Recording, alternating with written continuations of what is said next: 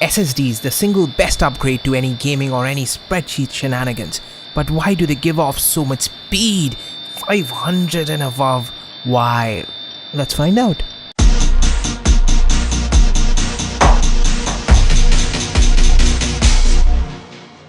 Hey, what is up beautiful people? James here from Bite Me Too, and let's deal SSDs today. Storage is our single biggest bottleneck in our computer system. Yeah, internet is slow and your battery and blah blah blah, but storage, that keeps everything else moving at a slower pace. That's the weakest link in the chain. So with SSDs, there's no moving parts, there's no header which has to go to a particular access space and to read off those mechanical drives, which is very slower, even though they're spinning at 10,000 RPM at times, right? Because with SSDs we got instantaneous access, because SSDs don't write on mechanical magnetic platters, they write it on data chips. Those are normal chips like you have it on RAM, and these access chips can be accessed very fast, instantaneously, all at once. So your data traditionally is not laid out in bigger chunks, so it's laid out in smaller bits throughout your file system, so it's not in a contiguous space, one after the other. So when you're actually seeking the file which you actually want, it's spread across, and SSDs can read all of these at the same time. 4K reads are way faster, and that's why SSDs are way faster, sometimes over 500 Mbps, right? And the thing which is actually holding back SSDs is SATA and NTFS.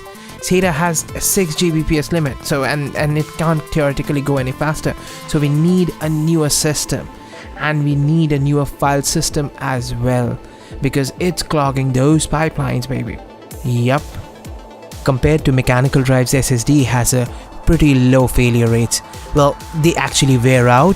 Those memory cells has a very limited number of read and write, but with the modern drives coming in at hundreds of TB of writes, that's pretty huge. You're never gonna come at it anytime soon, no matter how much porn you have on your system. And moreover, they have huge warranties, like 10 years, 5 years sometimes, and that's pretty huge. That's generally more than mechanical drives, so the company is backing up more for it. Why? Because they tend to last longer than mechanical drives. If you never experienced a drive failure before, then well, you're lucky. In my lifetime I experienced quite a few drive failures, mostly external drives and one internal, and that's a pretty bummer when you're losing terabytes of data. That's a bloody crap. And even if you have everything backed up on Dropbox, it takes a while to get him back to your drive. That's sad actually, and a lot of work. With all that shenanigans aside, let's look at some performance metrics. Let's look at these numbers. OS boot times. So I jumped up Windows 10 from cold boot and restart modes. In cold you can see there's substantial increase, and so is with restart. There's quite a significant difference, but if you can wait that long, you don't need an SSD. But that overall sparkiness of the system increases a lot. Now if we look at the next one, application load time, you see Photoshop and Premiere Pro both are heavy applications, and when you have multiple plugins and stuff installed all scattered over your hard drive, it takes a long time to load. So with Photoshop, you see it takes 22.1 seconds on a traditional magnetic platter. With an SSD, that number drastically reduces to 9 seconds, merry 9 seconds, so that no creative spark flies away from your head. It's quick and fast. And then I know all you waiting for that sweet gaming score. Well, performance wise is another story. I'll deal with that in a minute.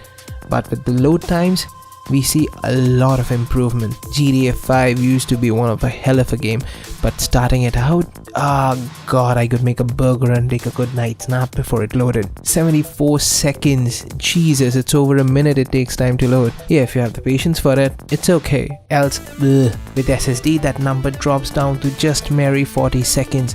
Witcher 3, which is another heavy title, a memory intensive title, that loads up in 42 seconds and reduces in SSD by 25.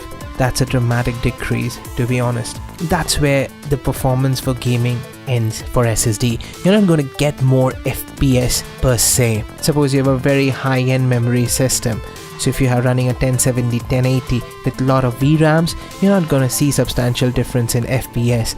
But if you're running it on a say 760 with 2 gigabytes of VRAM, you're going to definitely see some performance improvement, because all those gaming data which are present on your hard drives needs to be constantly loaded onto your GPU. Why? Because it can't load it all at once. It needs to and fro from the hard drive more frequently. So more IOPS means better performance. I remember when I used to play GTA 5 with a 760 and I put in an SSD, it reduced stuttering to a whooping lot. It helps reduce stuttering a lot. But then again, mind you, this is only for low memory systems. For high memory, you won't see any increase in FPS. But then again, you load up Skyrim with those insane amount of mods and you get speed. When you're shopping for an SSD, remember to ignore those manufacturer stated numbers. Best is go for individual benchmarks, search on YouTube or technical forums and get those actual benchmarks. The now thing about the benchmarks is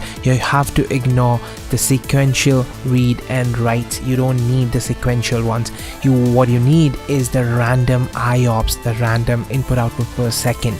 That's what actually determines your speed and the capability of the NAND storage which you have at hand. So the 4K write and read speed are the ones you should be paying attention to. Those speeds actually reflects the peppiness of your system, that quick startup, that quick application startup, that quick everything good. Right? Pay attention to 4K numbers. Got it. Cost wise, even till now in 2016 and about to be 2017, is still that 512 GB mark. If you get a 1 TB SSD, you're gonna break a bank. You can get a graphics card instead of that, and anything shorter or shy of 256, that's 128 and all, it's not worth your time. So get a 512 if you can't get 256. That's right, there's the sweet spot. Glad you had your dose of fast bites about SSDs. Get it? Fast bites? No? Bad joke? I'm getting bad at this. Do drop in a sweet like if you learned something new, or a dislike if you hate SSDs and raw speed. Share this info with the world. Sharing is caring. And until next time, Godspeed. Bye.